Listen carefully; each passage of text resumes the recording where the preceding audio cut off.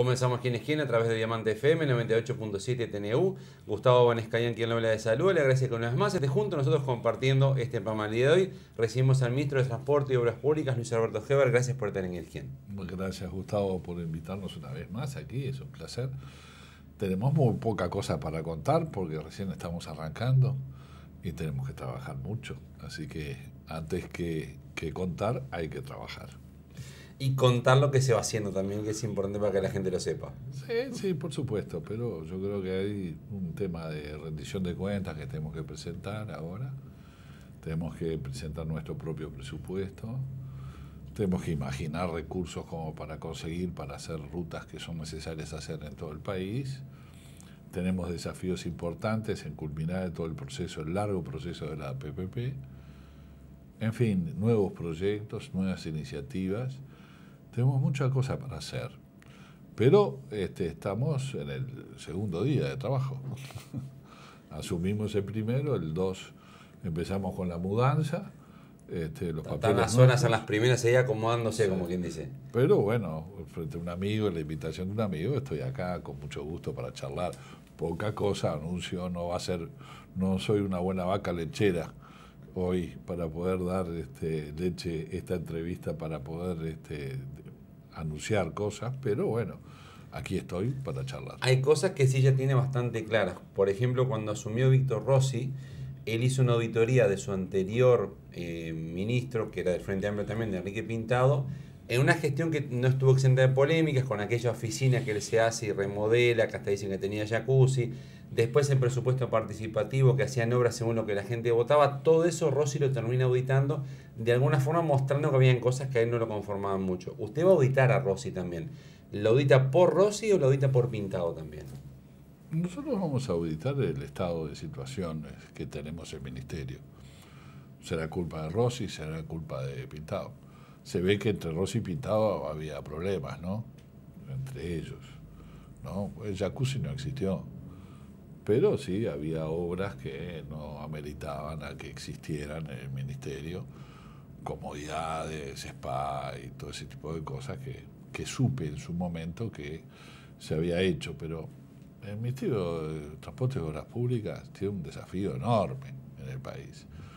Nosotros, el criterio de la auditoría es, bueno, el ministro Rossi dice que deja el 67% de las rutas en estado muy bueno y bueno. Bueno, muy bien. Entonces, yo voy a pedir una auditoría, que es, audítenme cómo están las rutas. Porque una cosa es que uno las vea bien y otra que tengan durabilidad y que puedan aceptar carga arriba de las rutas. Entonces, si tengo una ruta que se puso una lamida de asfalto nomás y aparentemente parece que está todo terminado y a los 2 años le tengo que intervenir de vuelta, es plata de los uruguayos que hemos tirado. Entonces tenemos que auditar para saber la duración de esas rutas. Eso por un lado. Tenemos que auditar el SISTRAC. El seguimiento de los camiones. El seguimiento busca un buen fin, pero mal instrumentado, que es eliminar la informalidad que existe en el sector. Sí, pero eso depende mucho más del Consejo de Salarios que ahora se está debatiendo entre los trabajadores, camioneros y los dueños de la empresa, que esperemos que se termine en buenos términos, donde a nuestro juicio el tema de la productividad es muy importante. ¿Fiscaliza hasta tanto audite o no fiscaliza hasta que usted no tenga la auditoría pronta? No. O sea, ¿fiscaliza que se cumpla el SISTRAC? No, se suspende el SISTRAC. O sea, hasta que usted no tenga la auditoría hecha, el SISTRAC no está en vigencia en Uruguay. No está en vigencia en Uruguay. Nosotros había sacado un decreto, Rossi, de que tenía como una especie de espada de Damocles las empresas que tenían que... Sí. Eso no va a correr. ¿Usted deroga ese decreto? ¿Va a sacar un nuevo decreto? Sí. Nuevo decreto, dándole plazo de estudio, esperando el tema del Consejo de Salarios, porque acá es muy importante que haya equilibrio entre la empresa y los trabajadores. Y ese equilibrio se da muchas veces en la sociedad, donde el trabajador va en las ganancias de la propia empresa. Y eso es un avance. ¿Usted va a mover el péndulo de los trabajadores hacia las empresas? Yo no muevo ningún péndulo, yo espero. Eso es en el Ministerio de Trabajo, yo no tengo nada que ver. Pero voy a estar atento a ver cómo se resuelve el tema de consejos salarios en este ámbito. ¿Por qué? Porque es fundamental para mí el tema de que no son enemigos, son socios. Si mañana gana el empresario en una carga, que también gane el trabajador. Me parece que es un camino en donde tenemos que transitar en muchas áreas, no solamente en el tema de los camiones. Entonces, por lo tanto, tenemos que esperar a que eso suceda. Mientras que no sucede, si está, queda en suspenso y lo seguimos estudiando. Y vamos a hacer una auditoría del proceso de licitación por el cual se otorgó, para saber todos los pasos si se hicieron correctamente. Creemos que es necesario hacer auditorías en el puerto, pero vamos a esperar que las nuevas auditorías estén, las nuevas autoridades del puerto estén designadas. Hay inversiones ahí son privados los que están trabajando en el puerto. Sí, pero se le dieron espacios. Por ejemplo, está la terminal de Playa Capurro, que hubo inconvenientes, hubo muchas demoras. Y queremos saber, son 110, 120 millones de dólares. Es mucha plata para el Uruguay eso. ¿Y a usted le huele algo raro ahí? No es que me huela, pero es mucha plata que hay que necesidad de dimensionar. ¿Qué es lo que sale tanto hacer en Playa Capurro, un puerto pesquero, no saca ese fangote de plata que ANP no tiene? O sea, usted lo hubiera puesto en otro lado eso, no lo ponía en un puerto. ANP no tiene esa plata. O sea, yo tengo que ir a golpearle la puerta a Azucena para pagar ahí. Y Azucena me está pidiendo que yo recorte y que controle el gasto. Entonces, a ver, si fuera por usted no hubiera hecho ese puerto, esa plata la pone en otro lado. Miren, yo no soy un experto portuario. Lo que sí sé es que si una ruta a doble vía a Paso de los Toros me sale 350 millones de dólares, 120, no puedo estar gastando casi la mitad, un poco menos de la mitad, me estoy gastando en Playa Capurro. ¿Usted prefiere esa ruta a Paso de los Toros y no un puerto? Bueno, si usted me da para optar, sí. Pero no, yo lo que creo es que hay que ver ese proyecto, si se puede redimensionar, se adjudicó una licitación a los efectos de que se construya ese puerto. Y bueno, yo creo que es necesario que los pesqueros tengan su zona. Estoy hablando de barcas, empresas pesqueras muy grandes que hay, sobre todo extranjeras que también están en nuestro país, que pescan en nuestro país, precisan una zona de frío, sí, cómo no, pero hasta ahora no está funcionando y se pescaba igual, ¿no? Entonces yo creo que nosotros tenemos que tener esa dimensión de qué es lo que se puede. Yo en mi casa me gustaría hacer más grande el living y no puedo, ¿no? Me gustaría hacer otro dormitorio y no puedo.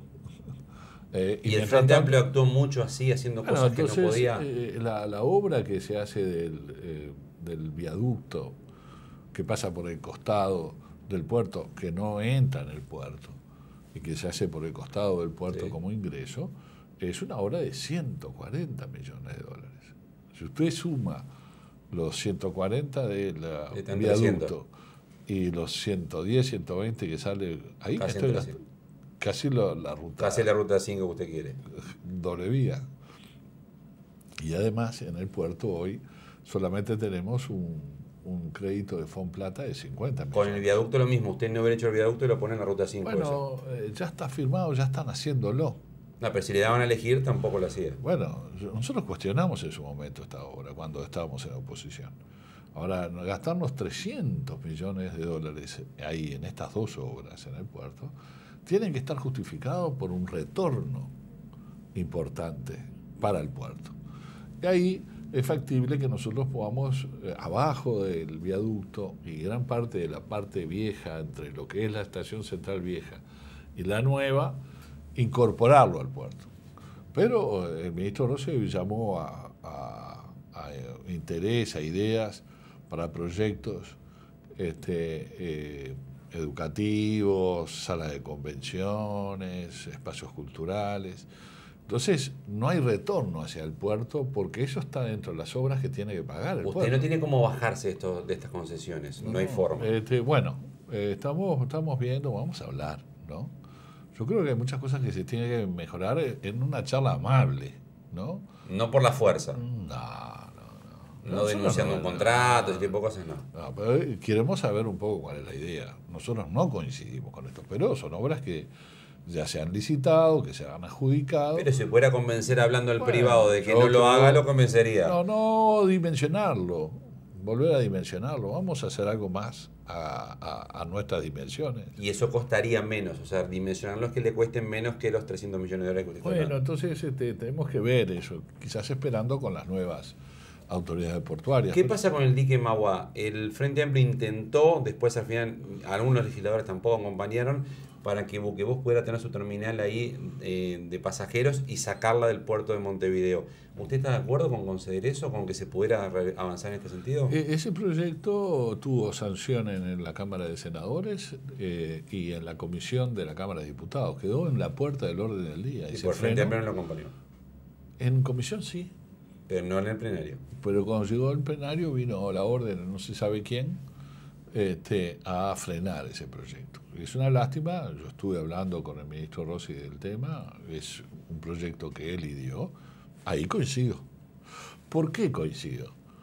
Por la obra en sí, por el tema de la venta de esos terrenos que de alguna manera posibilitan o viabilizan una inversión de 200 millones de dólares que hay que hacer ahí en el dique Mauá. Bueno, si me dan otra zona donde se pueda hacer, yo lo que me parece es que el puerto de cargas del Uruguay no puede tener los pasajeros de buquebús, ni los pasajeros de los cruceros turistas que vienen a Montevideo.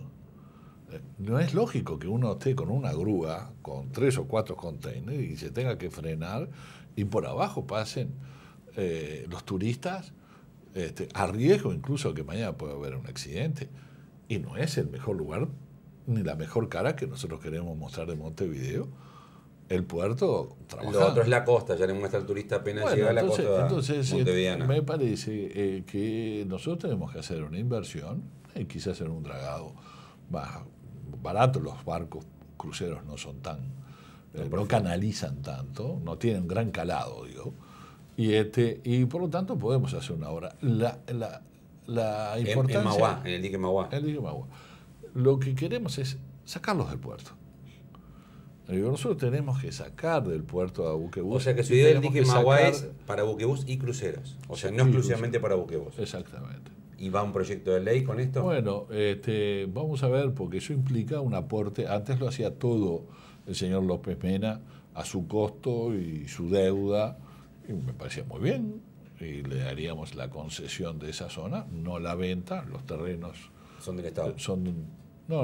El puerto es del Estado, los terrenos... A los terrenos se lo darían al privado. El proyecto está planteado de esa manera, pero también se puede dar por muchos años, como para que justifique la obra. Y no toda la propiedad. Para eso precisa ley, sin ley no lo puede hacer. Sí, porque es propiedad del Estado. Y eso es lo que se detuvo en la Cámara de Diputados, estuvo ahí casi para salir.